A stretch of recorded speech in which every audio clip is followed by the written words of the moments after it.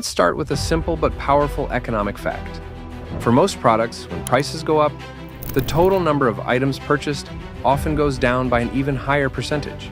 So, if the price of something rises by 10%, demand might fall by 15%.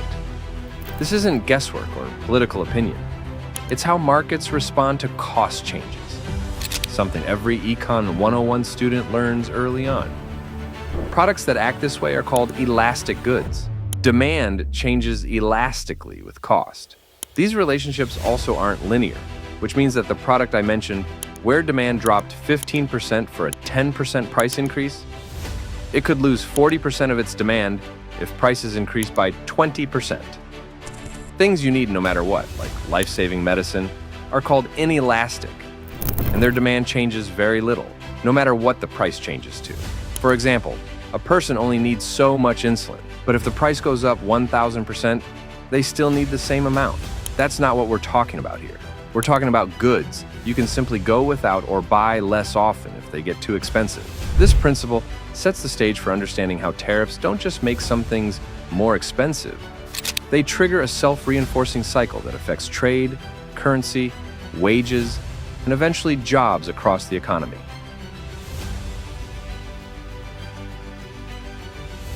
By now, most people understand that tariffs are taxes placed on overseas goods and paid by consumers or companies. That means if a company in the US imports steel, microchips, or machinery parts from another country, and a tariff is applied, that company has to pay more. These aren't costs absorbed by some distant foreign government. They are costs that hit US businesses right at the bottom line. So what happens next? With new taxes from 10% to 145% today, those businesses face a tough choice: raise prices or absorb the costs. If they raise prices, customers buy less. Again, demand drops faster than prices go up. Suppose a car manufacturer faces a 10% increase in the cost of imported parts. If they raise prices 10% to cover those costs, and as a result, car sales fall by 21%, that's not just a dip. In a short time, that creates a significant hit to revenues, to factory output, and to jobs. If companies decide not to raise prices fully to protect consumers, they take the hit themselves, cutting into their profits immediately. That limits their ability to buy more stock, expand, or even keep people employed. Either way, money is lost, and the low-margin companies who do the right thing and protect their customers from tariffs can be the first to fall. Soon, businesses realize that no matter what they choose, they lose. This is where the economic math starts to tighten its grip. Tariffs increase the cost of every single unit of trade. That's not just theory, it's direct arithmetic. If an electronics shipment costs $100,000 and the 10% baseline tariff is added, it now costs $110,000. Applied to all goods from all countries, the economy-wide effects can be vast over time. Businesses are currently making choices on how they start cutting back. Maybe they import fewer units. Perhaps they substantially raise prices. Since companies have realized they will lose money no matter what, though, they must still make cuts. Do they cancel contracts or start layoffs? Either way, the total volume of products they import drops, not just in dollar value, but in physical units moved. When this happens, the supply of tariffed goods starts to shrink. Basic supply and demand kick in again. With lower supply, prices rise even more. That affects not just imported goods, but domestic products that rely on those parts or materials. It's not just the business that imports products, parts, or raw materials that feel these effects. Distributors, retailers, and wholesalers, all the way down until you reach the consumer, will face higher prices, lower supply, and tighter margins. It's an anchor on the entire economy.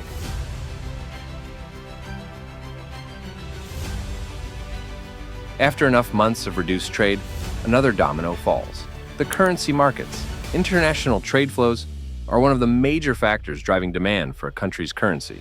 When businesses and governments worldwide trade with the US, foreign companies, banks, and money exchangers need US dollars to facilitate that trade. That demand for dollars by the world keeps the currency strong.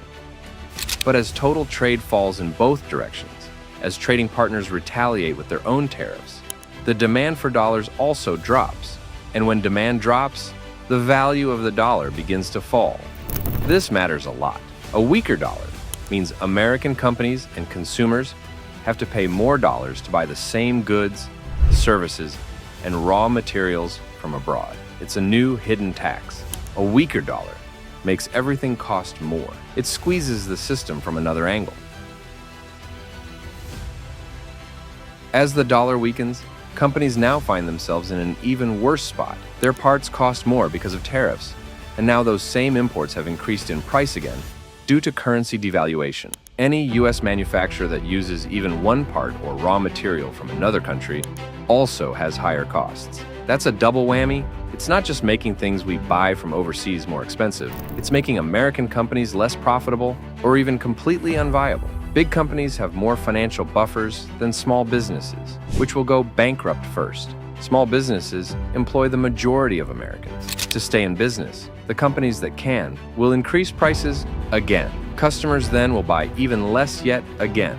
Trade volumes will drop again. Business revenue drops even further. Layoffs begin anew, and that spins us around and around.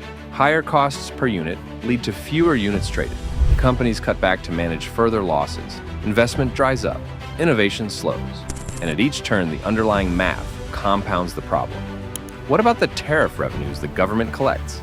They start out strong but quickly fade as total trade decreases down the spiral with the new taxes. The more it costs to trade, the less trade happens. The less trade that happens, the weaker the dollar becomes. The weaker the dollar, the higher the effective cost of imports rises. Round and round we go.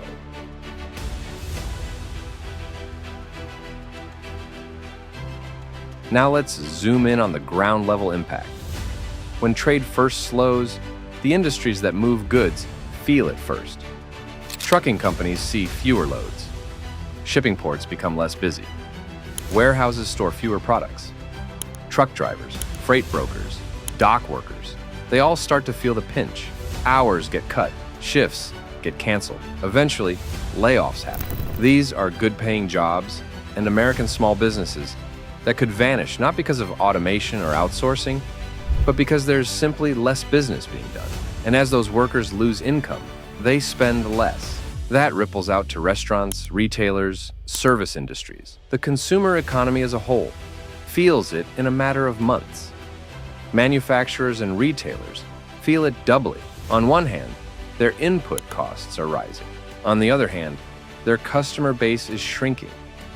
That pressure from both sides can break even solid companies. Eventually, layoffs spread to the very industries the tariffs were supposed to protect. Domestic manufacturers, who were supposed to win in this system, now face a shrinking market, higher input costs, and reduced demand. With fewer orders and more overhead, they too begin to cut staff, cancel projects, or close altogether. There's another layer to this economic spiral that often goes overlooked. Long-term competitiveness here in the US. Tariffs don't just cause short-term pain. Evidence globally shows they historically destroy the competitiveness of domestic manufacturers. When companies are shielded from competition by tariffs, they face less pressure to innovate, improve efficiency, or cut costs. In a global economy, that's a serious problem. Over time, protected industries become stagnant. They fall behind in productivity, technology, and design. With the speed of modern industrial innovation, in only 5 years, American manufacturers could be left behind while their international competitors evolve and improve to meet global market demands. Domestic companies protected from trade competition are not required to compete to stay in business. They remain stuck to old methods and technologies, lagging behind the world. Just look at the Soviet Union before its collapse in the 1990s. The higher the trade barriers, the faster manufacturers fall behind the country we apply tariffs to. After long enough not having to compete, even if the tariffs are then removed, these companies will no longer be competitive at all, and many could immediately fail. Not because they were inherently weaker to start, but because they've been insulated from the very pressures that drive excellence and the basis of the American economy. the pressures of competition. So while tariffs might give a short-term boost to a handful of manufacturers, they degrade those same manufacturers' ability to compete over the long haul. It's a lose-lose. The economy shrinks, consumers pay more, and our producers fall behind.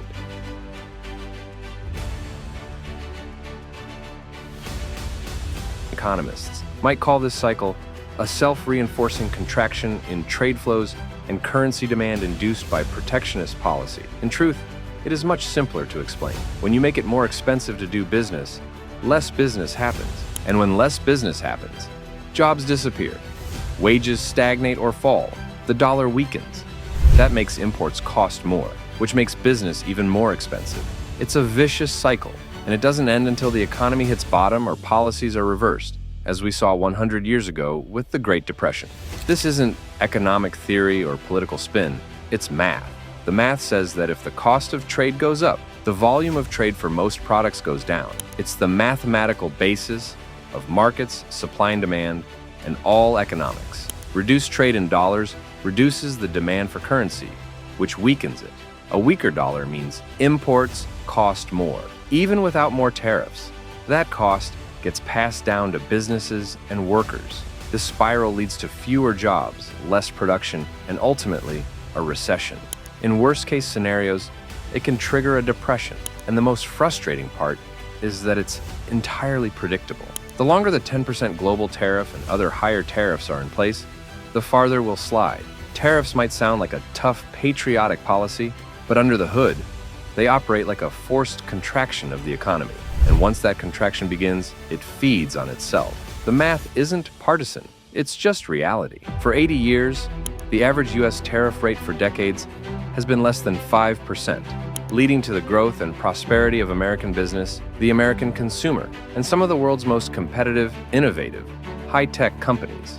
As of 2025, our average effective tariff rate is over 20%. This is a new 18% tax created out of thin air that means fewer jobs, not more, lower wages, not higher, and a weaker economy, not a stronger one. So the next time someone says tariffs protect jobs or make America stronger, remember this: if doing business costs more, less business will be done.